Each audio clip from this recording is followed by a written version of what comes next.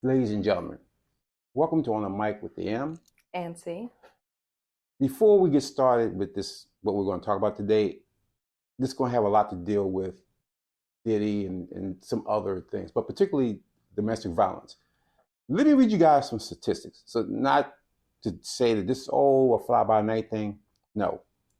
1 out of 3 women and 1 out of 7 men have been victims of domestic violence. 2, 20 people per minute are physically getting abused by an intimate partner as we speak. 3, 1 in 3 women and 1 in 4 men have been victims of physical violence by an intimate partner. 4, 1 in 5 women and 1 in 7 men have been victims of severe physical violence by an intimate partner. 5, 1 in 7 women and 1 in 18 men have been stalked by an intimate partner.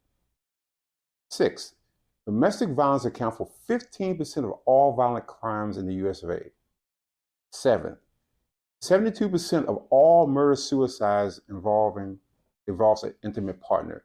94% of them are female. 8, domestic violence costs the U.S. economy $8.3 billion annually in medical expenses, lost productivity, and other costs. 9, 1 in 10 high school students have experienced physical dating violence. In 10, only 1/3 of domestic violence incidents are reported to the police. And all this information is coming from the FBI, from National Coalition of Domestic Violence, the Center of Disease Control and Prevention. I say all of this to start this off by saying this is not an isolated incident. And while you listen to me, there's people getting abused unnecessarily, men and women, by people. So this particular podcast is going to be delving deeper into that. And we're going to be talking about the whole Diddy and situation and the people who surrounded Diddy and them. So sit back, take notes, and we're just going to just jump into it.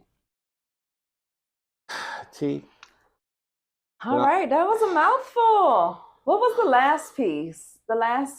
It was 1/3 of incidents are reported. 1/3 are reported.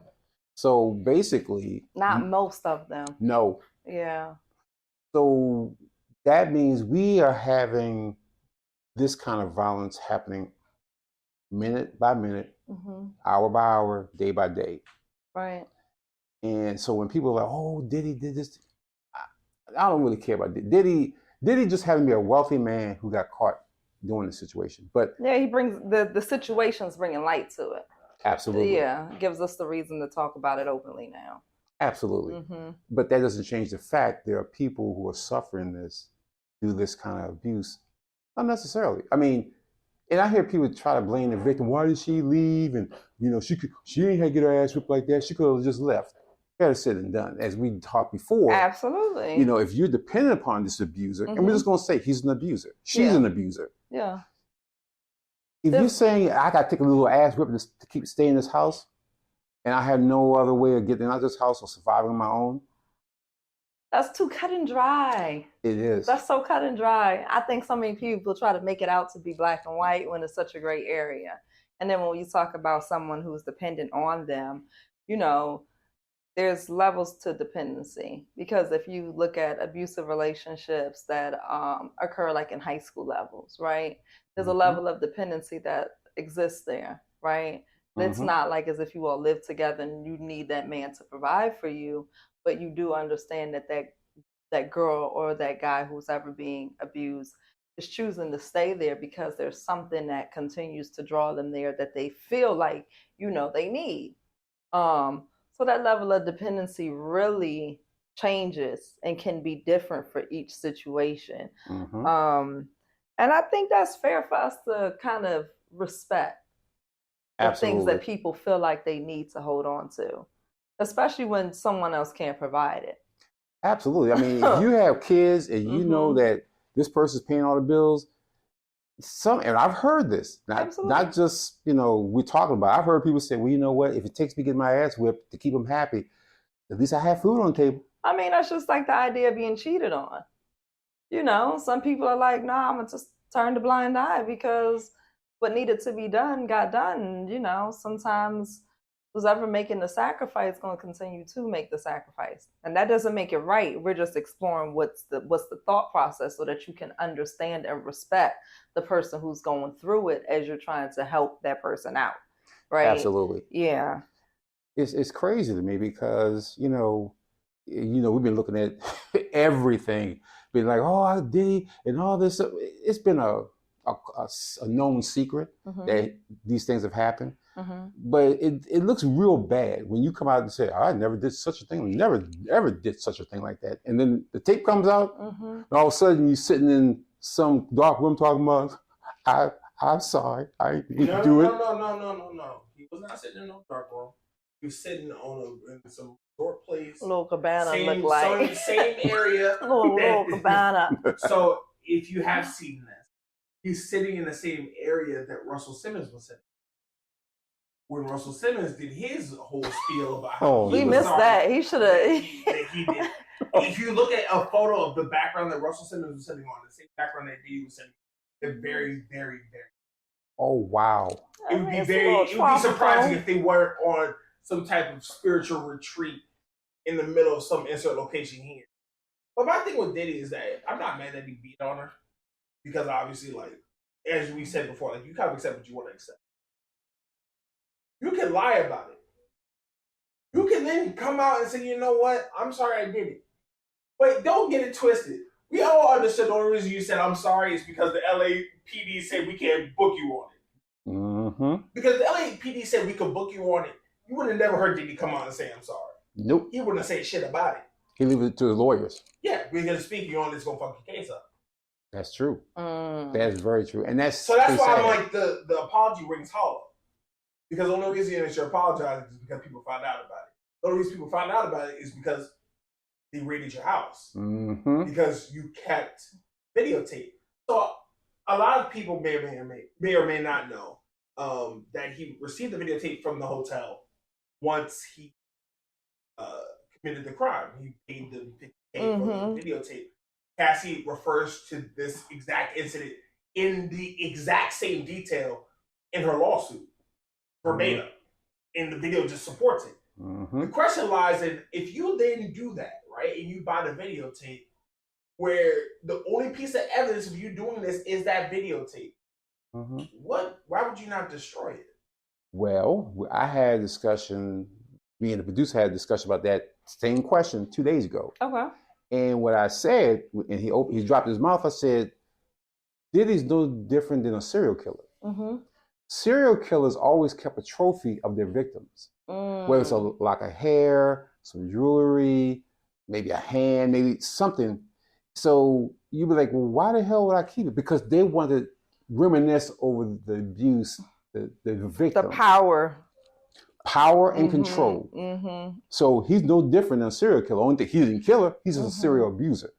But I guarantee you, she's not the only thing. That's not the only thing he's holding from a Cassie. It's probably some other things he has. From multiple people. Exactly. There was always a conversation about Kim Porter, his former ex-girlfriend, her phone. She passed, she had a cell phone that no one could find. And it was always been assumed that Diddy had it. But there was no evidence. But when the raid happened, along with the lawsuit, it was determined that he did have that cell phone. I missed that. So, to your point, I'm just confirming that, like, there's probably more things like that. But if you paid attention to any of the lawsuits, it makes sense. Why would you, if you're trying to hide these things, you'll take these things on random people's phones and not corral the data under one thing? Absolutely. Oh, I'm going to take your phone, I'm going to go film myself doing freaky shit, and I'm just throw you your phone back. And so now Come on, you got videos and photos of all this shit, but I don't care. Yeah, he's like cocky. He's cocky because he's been doing it for so long. Yeah, I'm untouchable.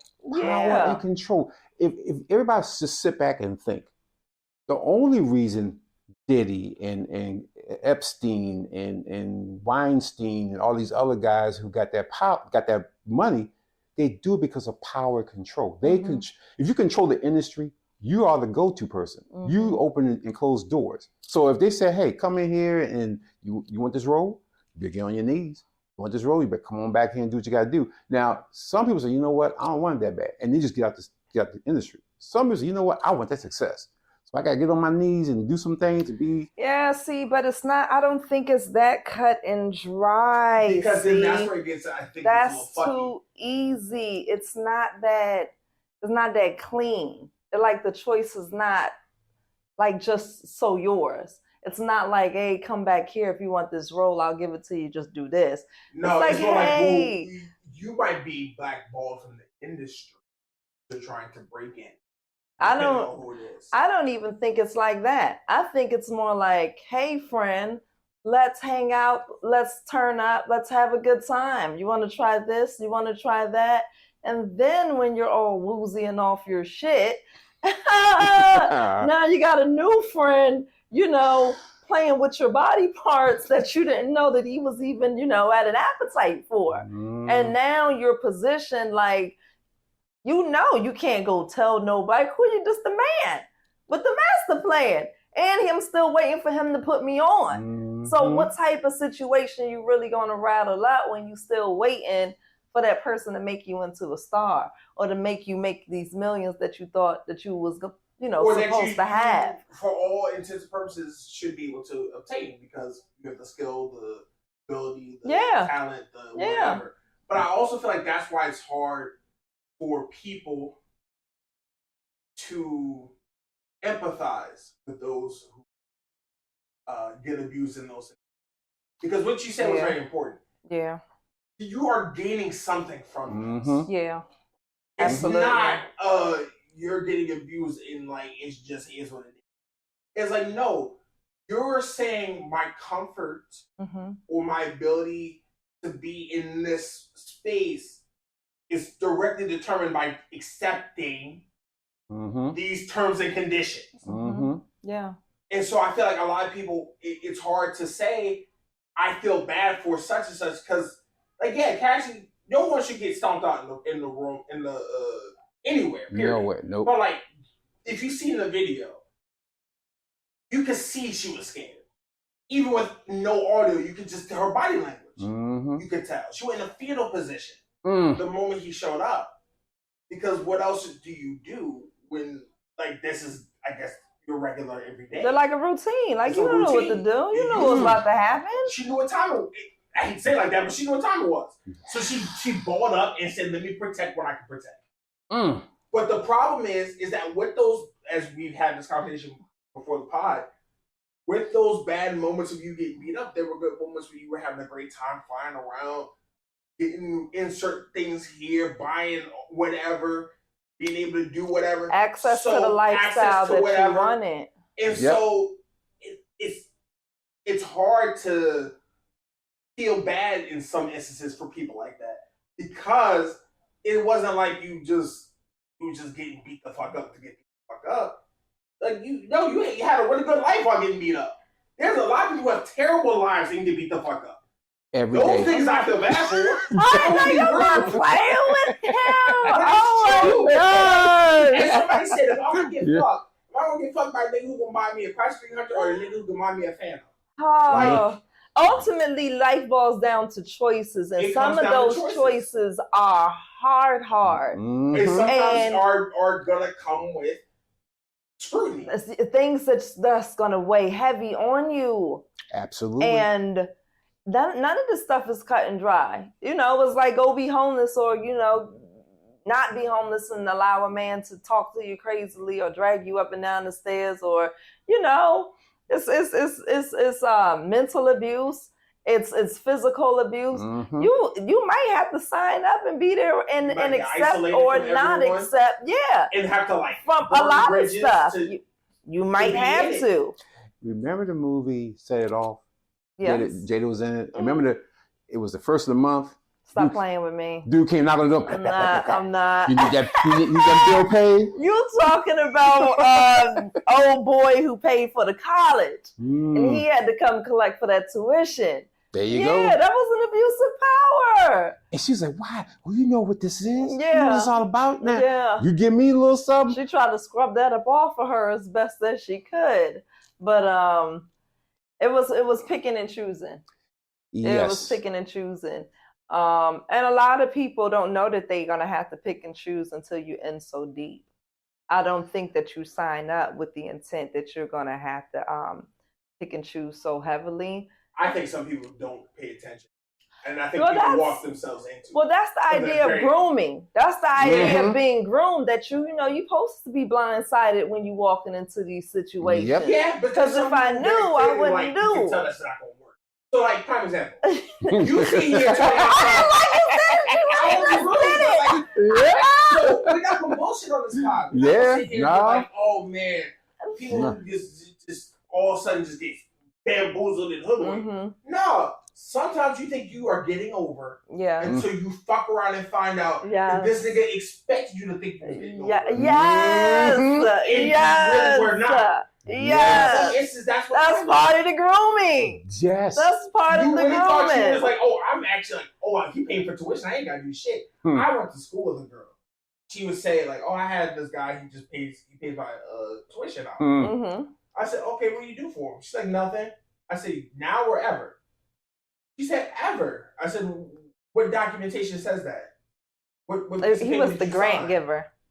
He was a little, she found herself a grant giver. That's what I'm saying. Yeah. I'm like, so what piece of paper says to you, you owe this man nothing at all, period. He's just going to pay your college tuition. How many essays did you write for this? Exactly. Exactly. You ain't writing nothing. You ain't submitting nothing. Nigga just said, I got you. What do you think that's going to mean? For the nothing. For the nothing. Nigga just got, listen, nigga just got $40K to just drop on school. Per year. Just for the fuck of it? Yeah. Man, girl, you just so nice, and I have faith in you. I just want to see you do well. I just want to see you shine. Yeah. And you owe that nigga nothing. So we get 4 years deep. We graduate that nigga at the graduation. I'm not playing with this man. You like a bill collector 4 years later. 4 years later, he pulling up. Ooh, that's such and such. That's the guy that paid her tuition. So he's sitting there, her family's sitting there happy with her, and he's standing off in the sideline. He's not with her family because guess what? He's here to collect. There you go. And what he's collecting, y'all don't need to find out. So some people intentionally walk in to bad scenarios because they think the scenario is not as shitty as it could be. And I think she's one of those people, not Cassie, but the person I'm talking about, who walked into a shitty scenario. Like, I don't know what you owed that man, but you owed him something that you not having. Wow, he don't know what was owed, but you ain't want to deliver on it. You don't want to. I know you don't. I think sometimes it's just more convenient to live in that fantasy life. Like, it don't work out, clearly. I'm not saying that it works out, but that fantasy lifestyle in the beginning, it feels good. We can't pretend like it doesn't feel good, And that's the certain level of respect that you have to give people when they're going through these things. Like, no, I get it. That shit was feeling good, but bitch, it's over.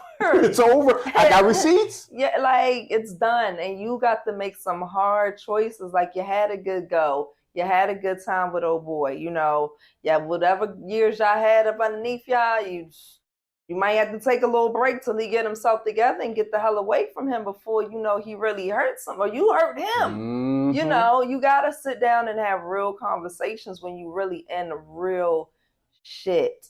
Because the real shit can hurt, your friends and your family.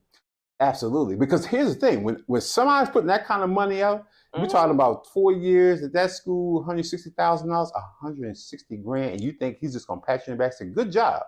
Yeah, no, at that point, you need to sign on to whatever little situation we got going. You work for me.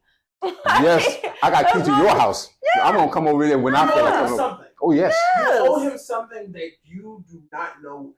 You cannot tell me. Somebody says to you, and I don't care who it is who's watching this podcast, I'm going to give you $160,000 for nothing. For nothing. I mean, that's what I'm saying. Nothing. You're not my child. I have no. Not even your own kid. I'm not related to you. Yes. I'm not. Come on, you're now. not family. Come on. You're not my Shit, I need to be taken care of when I'm older. If I didn't pay your private school tuition some 4 damn years, no. 4-year degree. Yeah. Mm-hmm. Yeah, to a non-public university. No. A private. Yeah, that's what I'm. No. Buying textbooks and shit. No. Mm-hmm. Food. It's probably more than that. It's probably close to 4 years. Plus room and board. That's 260. Yeah, easy. Everybody expects something. Oh, without question. But that's what I'm saying is that, like, it's frustrating when you hear shit like that. Now, there is a green time in life. Come on. Don't be too harsh on the women. You're green at some point. You're young and dumb. She was just coming into college. A guy sit there and say to you, look, man, somebody gave me $200,000. What? She just gave you $200K? Yeah. What you had to do for it? Nothing.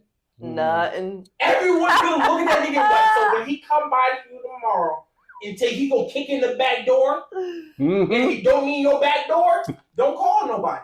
Wow. Because you're gonna sign up for something that you don't want. Because nobody gives you shit like that for free. So you're saying you're not even allowed to be that green. That's, I think, what you're saying. Not in the year 2024. I think that's fair. Yeah, I think the way, and I've had this conversation with you several times, the way we consider children with quotation marks, to me in this year is silly. Because kids are not the same kids as they were when I was a child, let alone when y'all were kids, let alone when y'all parents' kids were kids. We still have laws that treat children like, oh, this 13-year-old doesn't know no better. No, they do. You can't tell me a kid at 13 years old doesn't know that if he pull a trigger on somebody, he's going to die. You're not going to tell me that. Not in now. With all the information that kids can just scroll on the phone. On their phone. When they talking about middle school teachers watching their kids who they teach in middle school talking about sex, talking about something, I got condoms, talking about something, she get hit in the bathroom. But I don't think that the young boy you are at 13 is going to be the same guy with the reason and rationale at 28. No. You're not going to be the same person, no. But you are going to, there's certain things you just know. So, like, at 13 years old, I know that I don't want to have bodily fluids on my body. That feels terrible. I don't want to shit on myself because when you shit on yourself, it smells terrible. So when I have to take a dump, I make sure to go to the bathroom. So if you saw a 13-year-old boy shit himself, you'd be concerned.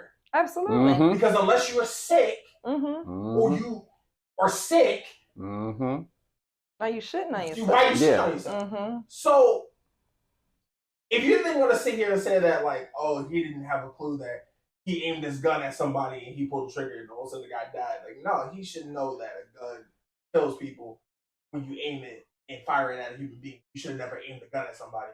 So, no, we shouldn't be sitting there saying, like, oh, he's a kid. We got to be like, no, put that motherfucker in jail. He knows better. They definitely need consequences. There are instances where kids nowadays are not the same kids that we have written these laws around. I'm not saying nothing about relationships. I'm just saying just general knowledge is vastly different now compared to before. True. You pretending to be Bambi and not understanding that people are going to take advantage of people who do not protect them. That is a common thing that parents should be teaching their kids. We taught our kids before that, but for some reason it never stopped. So I'm thinking now we should probably start doubling down on that and saying, like, you need to know people don't give you shit just to give you shit.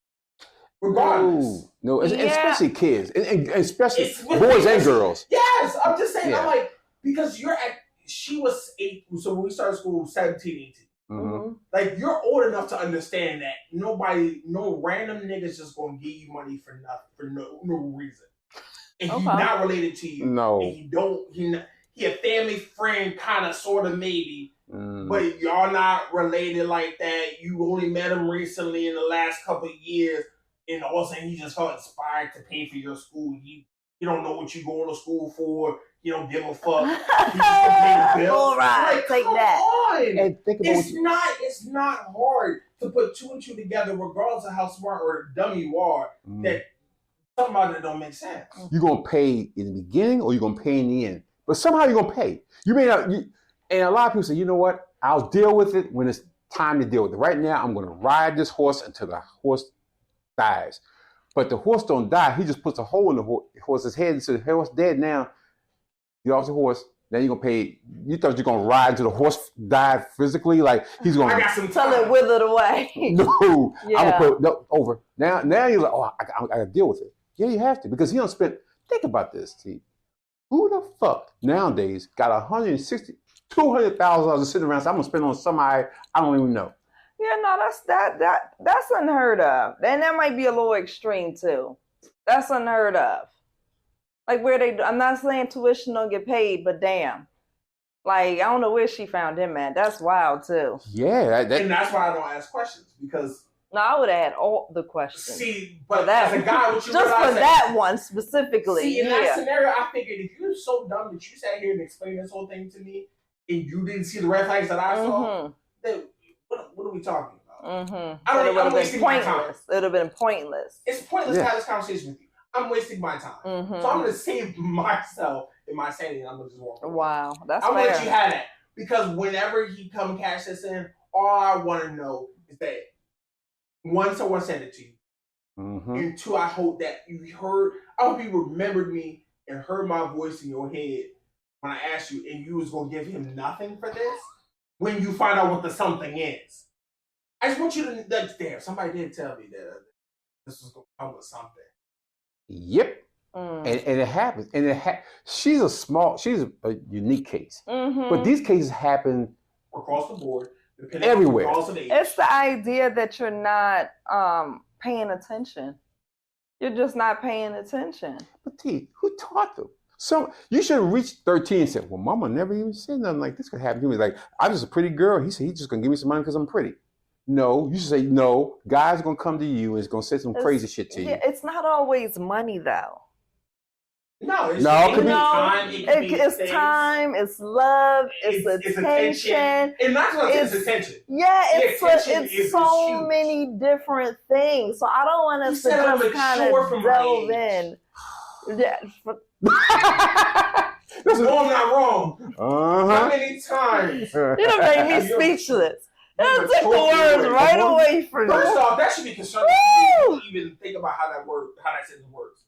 You are mature for your age. It means you're already young. You are younger than the maturity level in which you're currently displaying. Yep. When do you say that to somebody? You see a 21-year-old thinking you're mature for your age. Come on. When I say that to a 21-year-old, that seems like insulting. Yeah, it would. Like, damn, you're insulting. Like, what you mean? What did you expect me to be? And it's so crazy you said that because growing up, you heard girls say, you don't think I'm that old? They think I was like, or that young. I thought I was older. I said, oh, you believe that? Yeah, couldn't believe I was this young, but that made me feel good. And I shake my head. So, I shit! can't stand it. I'm like, oh my god! And just going to college, you know, you get the seniors coming in, and he's so infatuated by me. I'm sitting there thinking, and they on the corner like, ready. We're setting her up. We're seasoning her right up, and next thing you know, she has to walk of shame. And it's all. I remember my senior year in college, and the freshmen coming in, and you stay on the sidewalk and watch. We're gonna get that. We're gonna holler at that. I don't know. And we see who you come with. If it's just you and your mama, oh, you got daddy? I don't have no daddy. Oh, we're gonna be your daddy on campus because I'm gonna show you around. I'm gonna introduce you to my friends. In other words, they're a little more vulnerable. Less life lessons taught. Absolutely, and they're just picking you up. You're like some pimps in New York City watching you get off a bus from Nebraska, talking about it's a brave new world, and you're like, It's the same thing they say to you when you go anywhere. It said, especially when you go overseas. It's one of the first things they taught us when we went to Amsterdam. We had like a whole little tour guide. He walked us through the airport because he was saying, all right, we're going to hop on this flight to go to but the one thing he said is that, guys, you are American tourists, right? You don't know the area. There's nothing wrong with that. do not look like an American tourist. And we're like, okay. They're like, they wear the same clothes you do. It's not about clothing. Just look like you fucking belong.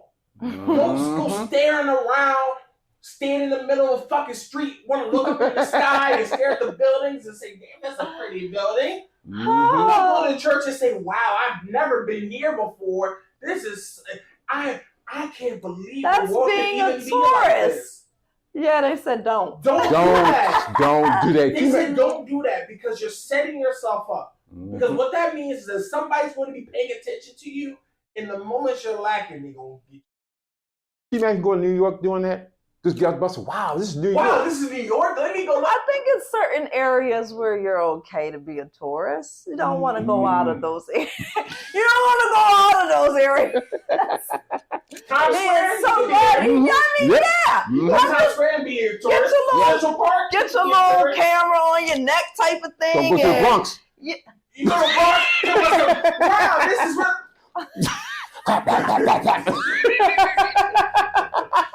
Next thing you know, you on the dirt. Welcome to the Bronx. Like, but that's what I'm saying is that, like, if you travel at all to anywhere else, they tell you that. They tell you that because they want you to protect yourself. Yep. Because at the end of the day, you're putting a target on your back when you act like that. Yes, so you are. If we don't go out to another place, to another country that you really don't even know, and you're not sitting here being bubble-headed, why are you being bubble-headed in your own hometown? Why are you being bubble-headed for your own life? You can't be bubble-headed for your own life. I think it's the idea that, you know, when you're hooking up with someone, you want to be vulnerable with that person. How vulnerable? No, very vulnerable, right? Like if you love someone, right? I want to be in love, right? I want someone to love me, right? You know how vulnerable you really need to be with that person. But it's the idea, did they earn that? Did they show themselves that you can be that vulnerable? Because once you just opened up that box, I mean, are you closing? Nah, let me put my layers back on. No, he already knows you. You know? Absolutely. And a lot of women, I'm just going to use women in particular. It's certain guys, a lot of guys could look at you and see where you lack. And where you're vulnerable at. Exactly. You're wearing it on your sleeve. So even when you show up to the first date, you're leading with all those vulnerabilities because you're looking for someone to come in, you know, I'm going to say pay the tuition, so to speak. Yes. And we're going to size you up and say, where do you fit in that? Or you now, then you're not even going to try it. But if you like. It's like you said, like, you're not even going to try it. Yeah. You're not even going to play. You're not even going to play a game with it. Because you're like, damn, she's not even going to fall for that. Nope. And then but I feel like even when those things happen, though, those guys will cut bait. Right? But flip that. Because guys also get played. We just get played because we have our nose up in that fucking air and say, damn, she fine. And damn, she fine overrides everything else. But to the point where you're receiving abuse. Oh, yes. I'm abusing you. Listen. Am I abusing your pockets? Beautiful women beat the Am I abusing your pockets or all of it? Oh, okay, so you getting beat down, money taken. You wanted that shit. You like it. Because you wanted it. No, you liked like, it. Some men like it. That's what I'm convinced at this point. I've heard a nigga say, I don't like being in a relationship that's not toxic. Yes! Some of y'all like that Some shit. people love that We don't want it though. We don't want no man taking all our money, dragging us up and down the street, black eye, cussing your daddy out. No, we don't want that shit. No. Nobody. I wouldn't think you would want that shit either. I wouldn't want to get your ass beat. Toxic men need to stop that shit. No, nobody needs nobody beating on nobody. No. It's like, dog, why is that toxic? Toxicity should never be an admittable trait in a relationship. Oh God, no. You should not be like, damn, she toxic. And like it and want it and be craving it. Like I need that. I think it's I don't like when my girl okay with it. I think it's a little bit like the thing that we refer to as toxic, right? It also is a little bit of the passion that comes with it. Mm-hmm. So some men are, perhaps they're not referring to the toxicity, but to the passion side that person carries with them. That is true. Some girls, got a little edge with them, and you're like, damn, I like a little edge. Yeah, but she needs to redirect that edge someplace the hell else. Because it doesn't look good. Like, that should be all good because you feel like you can handle it, but then when it's a generation forward, and then you gotta watch your son or daughter doing that same tango, that shit don't look good no more. Like, you don't care how much you thought that woman was beautiful and attractive. You see a young lady doing that shit with your son, you're fucking disgusted. Get that woman up out of here. That's what the hell. Billy, you want to call up a woman. Get that trash up out of here. All of a sudden, she's trash, and your mother would have never. My mama's just like that. Nah, son, I ain't teach you nothing like that. I remember this day in August when Mom did. Nah, son, you remembering stuff wrong. It's all you fucked up. So you don't want this for you. No, you don't. And again, I think with society today, we see so much fucked up shit all the time that it's normal to see toxic shit. No, we don't get to see the domestic violence side. Like, we get to see the TV show Cheaters. Mm-hmm. We get to see that straight up, right? We get to see a little bullshit show. I was going to add in Law and Order SVU. Because you get to see the end to the shit, right? To the crazy so shit. We don't really get to see, that nonsense we saw with Diddy. Like, you might see the end product of it, but watching it is heavy. Actually seeing that's heavy. It is. And the worst thing, years ago, there was a young lady who worked with me. She was going through something like that. And you could tell the dude was like always clingy, always, motherfucker was always there. They're always there. So where's the there though? At the job? At the job. On her phone? Lunchtime, he just pop. I said, where the fuck he working? He was bringing their lunch? No, he was buying lunch. So he'd show up, hey, I'm here. Get his lunch? Yep. And I never forget, me and my boy was just like, we say, you cool with him? He all right? Yeah, I'm just trying to train him how to be a man. So okay. I said, first of all, you can't train a grown-ass man how to be a man. He should already be one when you met him. See? But you're still training him. Yep. I can fix it. He got some problem. He had this problem. He had this issue. And all I kept hearing is like the glass. You remember the broken, shattered? I said, I said, okay, he's broken. It's more she talk. I said, oh, he's cracked. Oh, no, he's fucking shattered. And then I'll never forget the day he came by. This way before, Cash App and stuff. She got paid. He came, knocked on the door, came in, just nice, sit down. Hey, you want to talk to him for a little bit? And I saw her put her book back in her purse, her checkbook. I said, did you write him a check? He needs some money. He need to go get some clothes. He need to get some this. I said, now, mind you, she's been dating this dude for, at that point, about a year. He stopped by. Well, he would need to get some clothes. He need to get some this. I said, well, what does he do? He, how it is for black men to get work nowadays. So I'm just trying to support him and all this. So me and my boy looked at each other and said, we black, we work, and we work men who is his age. So what's I his don't know nothing about that. I don't know shit. I never had my woman give me money for shit. I give her money, but she said, well, you need something. No. So we had to have this real conversation where I said, does it do? When she said she come home, she got to fix dinner. She had to do the clothes. She had to clean the house. And I said, what the fuck does he do all day? She said, well, wait for her to come home. Pretty much. Or play games. The early part of gaming. Who were you at when we had the Fox Live and shit? Exactly. So I said, girl, he using the shit out you. And she was just like, no, he really loves me. I said, okay, just because he dropped dick on you don't mean that he loves you. That means he's giving you something he wants and something you want. But outside that, what else does he do? Well, he don't take my car to get the oils and stuff changed. I said, you do that? He said, in fact, he called me and said, your light came on the car. You probably didn't get your oil fixed. Yeah, he don't got the money to get it done. How he gonna do that? And I'm sitting there, and at that point, it changed. I said, okay. Her father was in her life. Prefer it, though. I think there's some women who prefer to be a mother to niggas. It wasn't even like it was just that she was doing what she normally would do. He didn't cost her much outside of what she normally was doing. Yeah. Mm-hmm. And there was things that she needed that he did provide for her. She didn't need nobody to pay them bills. See? In her mind. The question is, what did she need? She needed attention. She needed love. She needed passion. That's what a lot of these women are getting. No, this is fact. Wow. And that's what I'm saying. So you'd rather allow this man to abuse you financially, and then when he's sitting inside his own space feeling less than a man, because now he go to reach to do, he can't go out to the bar with the boys because you know your money's tied up in bills and he just been slumming and he don't got no money. Those type of men start feeling a certain type of way.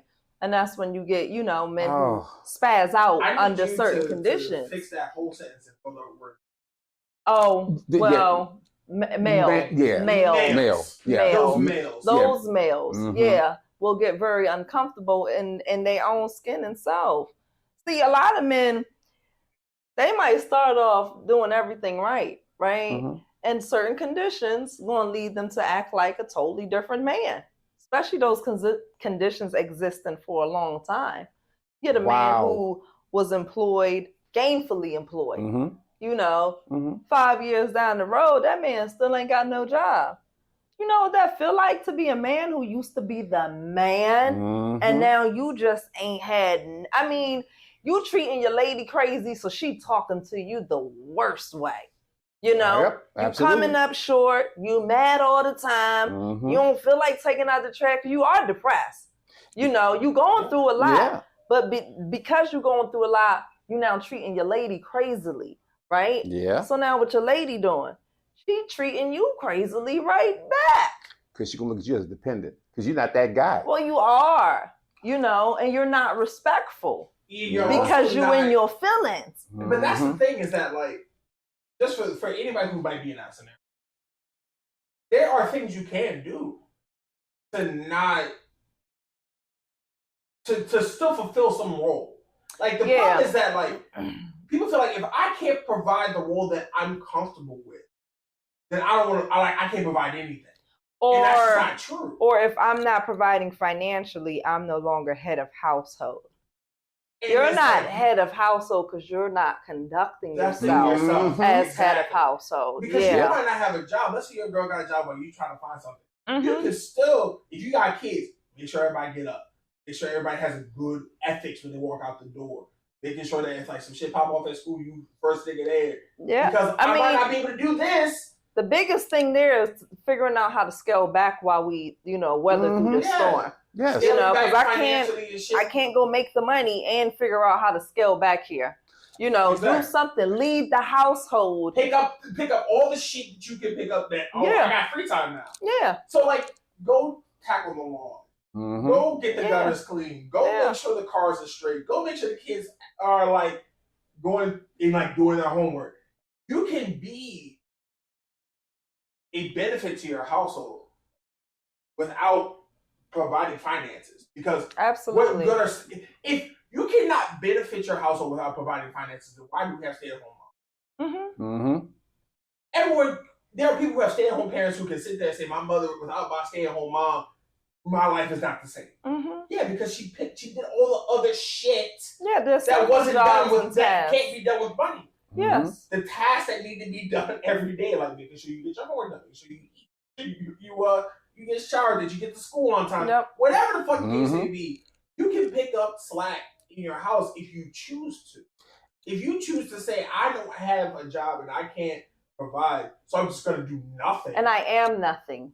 And then you feel like you allow depression to creep in and debilitate your self-worth. That comes out in all types of ways. And that's a very true statement. You don't want to wake them kids up in the morning because you depressed. Now your ass is sad. Your sad ass can't get up. The kids always late to school. You ain't making no lunches or breakfast. I mean, I'll be mad too. Yeah. As a woman, you done had the audacity to catch depression, and I'm out here working hard doing all the tasks. No, let's all keep it together for the betterment of the family. But as a man, men can't sit too still in that situation of just, you know, having the nothing, providing, especially when they've already was willing to go out and get it. See, I'm gonna tell you a personal story. Mm-hmm. When the producer was a baby and the mom was home taking care of it, I worked in DC. And the company I worked for was going through some financial stuff. So I had drive up to DC. Got in there about 11 o'clock. They said, we want to talk to you and a couple other people. I said, okay. Money-wise, we're not doing well, so we have to lay you off tomorrow. Now, mind you, I have a 7-month-old, 8-month-old, and a wife who didn't have a job. Mm-hmm. So I sit there and was like, okay, we're going to give you severance pay and all that stuff. I said, okay. Then I had to call her. I said, can you come pick me up? Because at that time, I took a bus to D.C. Mm-hmm. Can you come pick me up? She said, what happened? I said, lost my job. She said, oh, my gosh, just come get me. When I got home, I said, she was like, what are we going to do? I got on the phone. I started calling temp agencies. Mm-hmm. Started calling everybody. I said, because I cannot be out of work with a baby and a wife who's not working. So I got to do what I got to do. I been working like 3 temp jobs to keep things until I found something else. Yeah, bringing in something other than nothing. Wasn't nowhere near what I was making. Pissed off. I said, but you know what? That buys formula, that buys diapers, that buys food, that keeps us in the apartment at the time. Mm-hmm. And was it hurtful? Yeah, it was hurtful. I said, because I did everything I could, but this company was so fucking sorry that it just went under. So I had to do something. I couldn't just say, well, I'm sitting here and woe is me. That wasn't going to help. Because if you don't provide for your family, then you're not providing for yourself. Absolutely. That thing going to eat you away. And I'm not saying, it don't hurt when a man go down, but it's the idea that you really do have to keep your mental space together. It's like a woman right after having a baby. Mm-hmm. That's why other women come around and keep people around her, because we know depression can creep in. Like that postpartum is real. Life is real. Yes, it is. But you got to do your part to actively work on things and educate yourself in certain realms to say, you know what, I'm gonna work on making sure that I don't fall a victim to, my own mental illnesses like that. That is so true. It is so easy to fall into that. Mm-hmm. And then it's so easy for people to say, oh, you know what, you'll be all right. But in your head is like, unless I'm doing what I'm supposed to do, I'm not okay. And I can't be okay. I can't, go to bed every night and wake up in the morning and have nothing to look forward to. Yeah, it's too hard. And then you talk about people getting angry. That's going to make you angry. It does. And when you're angry, you act out in certain type of ways. And that's the thing. People don't know what to do with the anger. Mm-hmm. For me, it was like, yeah, I'm angry. This shit happened. I ain't got no time for it. So I need to put that anger towards getting something. And solving the problem. And solving the fucking problem. Because we can talk about the problems. That part. We talk about problems all day long. Mm-hmm. How you solve it? Oh, I don't know about that. Well, take some of that, I don't have this, I don't have that, and look what you do have, what you can do. Mm-hmm. And then come with a plan. Don't just sit there and, it's going to come out the sky. No, it's not going to come out the sky. You have to put the work in. We wish that you could just wait, and the plans and the actions that you needed, the answers would just fall out the sky. Life would be just easier for us. Yes. But it doesn't. You got to go out there and figure it out. And then sometimes that don't work, and you got to go back to the drawing board and try something else out. And that's what a lot of people, I tried it one time. No, you got to try it several times. You're going to get more no's than yeses out here.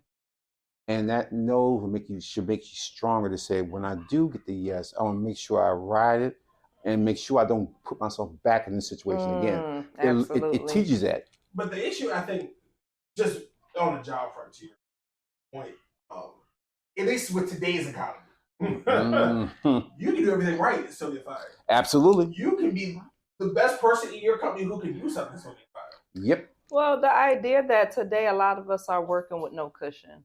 Oh, because no. a lot of us are working with no cushion. Yeah. None. And so, the idea that you just get fired and that you're in a workplace, a work environment where you can just be let go, and you don't got no cushion because you wanted to make sure you stack those shoes in your closet, or, you pop those bottles in the club, or, you bought that car that was a couple $100 too high, or you didn't work on your credit score to make sure you get a good interest rate before you bought that car type. Like, these are our choices. Saying, like, when you're up to be ready for when you go down. Yeah. Yep. Yeah. I think that's the biggest the issue nowadays that I don't think you can build, or you can't be frivolous nowadays as much as you could be before, because being frivolous is a detriment. It can cost you dearly now. It can cost you a lot nowadays. Yeah. Just because it'll fuck you over. There's no question. So you lay in that spot, you just hurt. And all those things that you were frivolous with, especially with everything going up. Oh. Like, Netflix is like $25 now. Well, how much is a stick of deodorant? Like, let's just $8. be real. About a $8. tube of toothpaste, minimum $5 to $6 for a tube of toothpaste. Basic. It's the little shit that adds up. Yeah, that's true. You cannot go to the goddamn food market and spend less than $100. I don't give a damn if you're just buying canned food. You go up, it'll be a 101 point. I'm 10. What the fuck? Because things are constantly higher, which also people, you need to get your skill set up. You can't depend on one skill set anymore. You better learn something, because right now AI about to change everybody's world. And certain people, if you do it with hands, so you're fine, because you can't do locks with AI. You're good. Oh no, I'm good. I'm all the way good. Yeah. Yeah, no. We got more than one skill set in our life. There you go. You have to. So now people are like, well, they don't do this no more. What am I gonna do? You better fucking figure it out. Sometimes I hear you complain and shit. But get on the goddamn YouTube and Google and figure that goddamn shit out. If I want to hear about your sorrows. Well, because there's so many things that you can do that it's like, if you choose to do nothing, that was your choice. Because we're telling you that, hey, certain things are going to be dated and it's no longer going to be lucrative anymore. And if you're like, but this is what I do, this is what I know how to. If you choose to sit right there, then that's what we call growing old. You know, and then you die. So you can sit back and grow old and die in the workplace if you want to, so to speak. But that would have been your choice. Absolutely. And of course, that goes back to other people's choices. Like we're talking about choices about relationships. All these things are choices. So when you decide to get into that world, because if you decide to go roll with somebody like a fucking Puffy or anybody like that, you know there's a built-in fuckery in there. You just know they ain't gonna tell you up front, but you know if I deal with this motherfucker, something gonna be. And you gotta say, am I open to? Do I want that much money to deal with the fuckery that's gonna come with it? And a lot of women think, you know what, it's not gonna be that bad until you're like, oh shit, until you run in. I don't think they even think. I don't think they think. I think it's just, oh, this is cool. I think it's the princess fairy tale that so many, have clinged to. Like that concept, you're really raised by that. I mean, think of the girls in the United States who are raised and groomed by Disney. Like, yes. We are like that. Disney hoes out here. Like Disney raised a whole crop of princess ass bitches, bro. No, but think about how old they are. Think about how old Cinderella is. Think about how, like, some of these movies came out. Princess Jasmine. Some of these movies came out like in the 50s. Yeah. Yes, I mean, some before, like, come on, Cinderella is old. Yes. Little Mermaid. I think my mom was a little girl when that first came out. That came out in the 30s. Like, some of these movies are so old, and in America, we've been brought up with this concept and this idea of this, not just any type of love, but like this love that comes with an exuberant amount of money, to where, it basically takes me from a regular life. But the fairy tale is achievable, right? God. And I just might be that one. And this guy is like everything on these shows, on these movies, right? I mean, he's got it all. Yes, he does. Like, he's fine. He's all kind. All sixes. He's 6 feet. He got 6 inches. 6 million in the bank, bitch. Like, he's all. Do you remember the Beast when he turned back into a man? Oh, they tried it. Yes, they sure did. Yep. That was swaggy as hell. Give me an ugly ass. That's why I like Shrek. No. It was still one of them old timey ass, like, oh, you find love, but he was still the OG around the way. He was an ogre, and she was a princess, and then she turned into an ogre. Yes, she sure did. To join that nigga, and she was still like, I like the when he was an ogre. Like, then that was some cool shit. Like, That's those what we rules should have are been good. groomed on, something That's more what you should- humble. Yeah. Something more Nigga humble really as had to get it opposed out the to mud. the Yep. other way around. I Yep. mean, even look at the Princess and the Frog. Yeah. Remember Absolutely. that? The girl, she just wanted this prince so bad. Mhm. And he had nothing. Nothing at all. He had nothing to offer. And it was just like the idea of getting a prince meant, I'm coming up in this world. Yes. Yeah, so the idea that the woman marries for the sake of a come up. Mm-hmm. And once you think you got it, no, it is a safe space. Believe it or not, like whatever sis jumped into the whip with old boy and felt like, nah, this is a safe space because he got it and he making me. I get it. I get it, sis. We all have been programmed to think and feel that. And especially you don't have a man working on you to remind you that that shit is all false. You don't got no father sitting in the background reminding you, snatching Santa Clauses away from you, snatching those knights in shining armors right up. No, baby girl, that shit don't exist. No, baby girl, that's false. Poking fun at what Disney's trying to do. If that man don't exist in your life, then you really clinging on to this concept of a man. And so when he presents himself, like I said, when we have these conversations, just in order to respect the thought process that these women have, you have to understand, what we all grounded in. Yeah. And it is that fairy tale, that lust, that love, the idea that we're loving love. Yeah. Like, I just wanted to be in love. I ain't give a damn who was loving me. Oh, like, that's going to be a Lord. lot of people. And T, the problem is nobody understands this. Life is balanced. If you're out of balance, you will never truly see what life should be. For instance, there's no perfect people. You have a good side, you have a bad side. You have to be able to balance the two together so that you're living a functional life. But that's why you see that balance comes when? Later on in life. Yes. When you finally get to figure that thing out and you like, oh, here's the silver lining to life.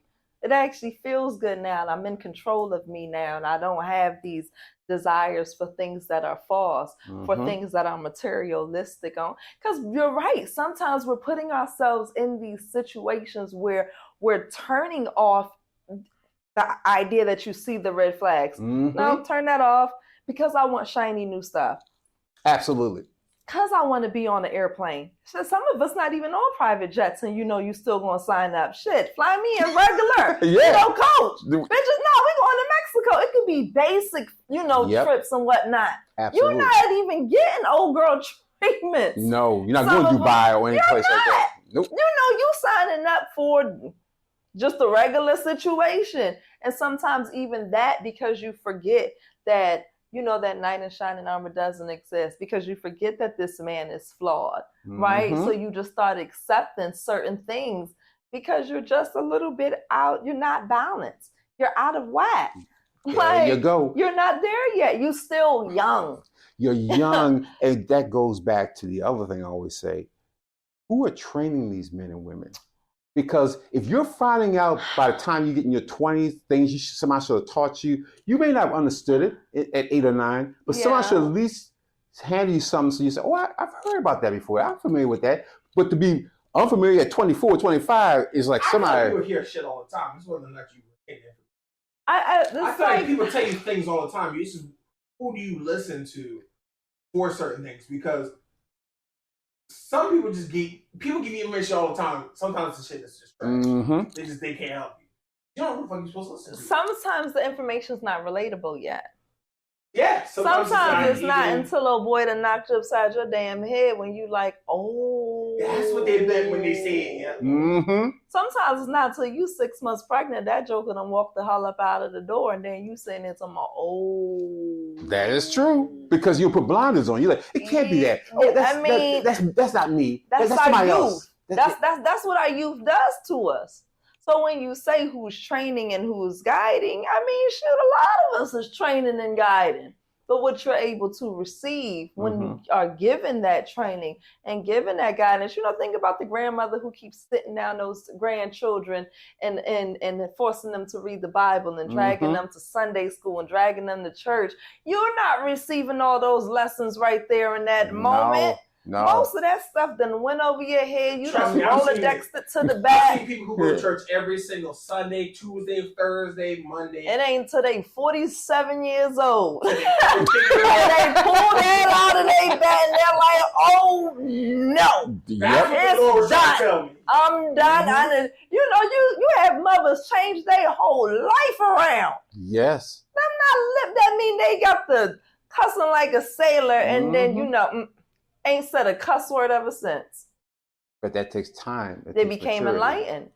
And all the training that you received before, you got it. You wasn't ready to receive it and to live in it. And it's crazy because what I hear a lot of people say is things are different. I mean, what y'all did back then is different now. So no.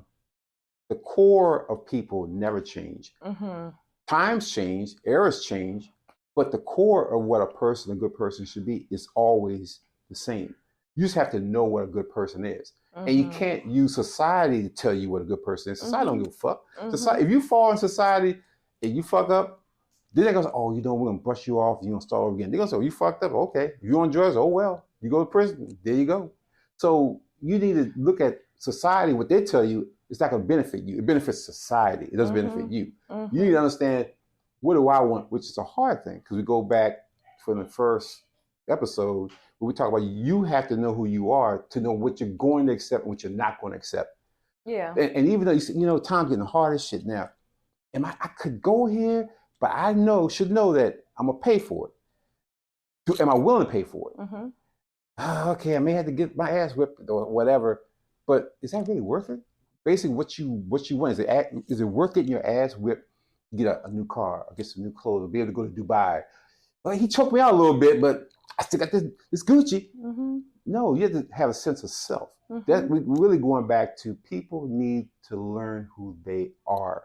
Not what society, not what your mama, not what your daddy, stepdad, whoever tells you. You need to know what's going to make me happy in this life. I can't have nobody put the hands on me. If I don't put hands on nobody, nobody should put hands on me. I mean, shoot, even if you are putting hands on somebody, that person needs to walk the hell away from you. Nobody deserves to be put hands on either way you slice the pie. No. Yeah, so if you and y'all playing that game, because that's one of the most dangerous games to play. I put my hands on you, then you put your hands back on me, then I put my hands back, and then I gotta go get cousin Ray because you got the best of me. And it's just like, this is a bad cycle. And who's seeing all this? Because I know you gotta take them black eyes somewhere. Yes. Somebody's seeing this stuff. Absolutely. Mm-hmm. And so now, with everybody out there, it's just like, you have to really, and there's people you're just going to listen to us and say, how do I get out of the situation? First of all, you got to be able to say, it's not normal. If I put the hands on you, is not a normal reaction, especially when you didn't do anything. And even the things before someone's putting their hands on you, mm-hmm. the anger responses, they're probably not properly managed anger responses. Mm-hmm. You have to understand that the person that you're in love with, mm-hmm. who you are looking to protect you, they're perhaps a little bit incapable now of even showing up for themselves because they're lacking self-control.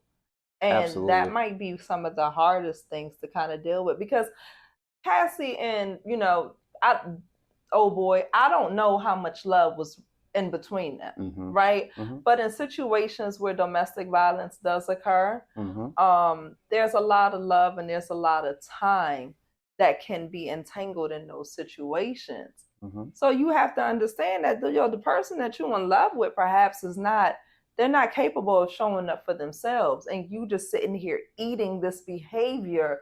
You're not helping them be their best self. I've never known someone who got into a fight and felt good about that fight after the situation.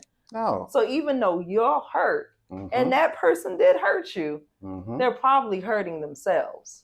Absolutely. Right? Absolutely. So you staying in a situation where you selling yourself, right? Mm-hmm. For whatever it is, whether it be, peace for your children, whether it be a home for your kids, whether it be stuff for yourself, you're doing a disservice for everybody in that situation for you to not have, a peaceful, prosperous, healthy relationship.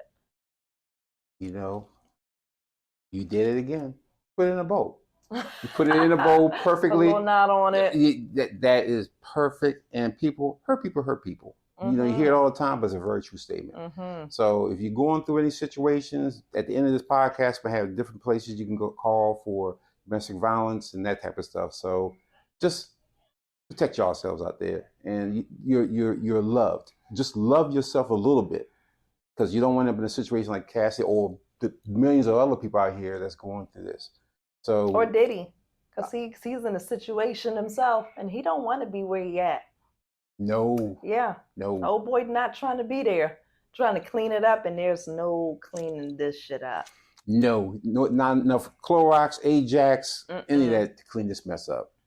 So people, go out there and live your life, live your full life, and don't allow somebody to beat it out of you. So with that, we're going to end this episode on the mic with the M and T. People, you know what you need to do.